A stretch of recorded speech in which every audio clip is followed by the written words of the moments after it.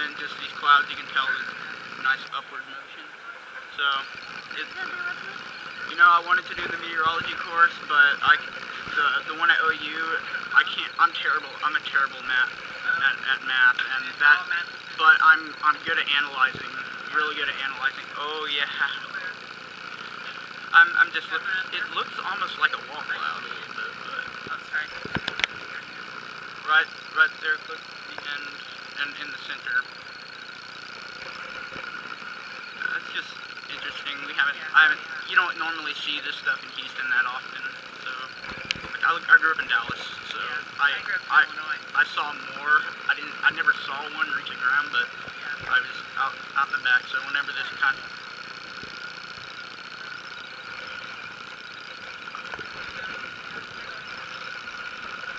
we've had some bad wind.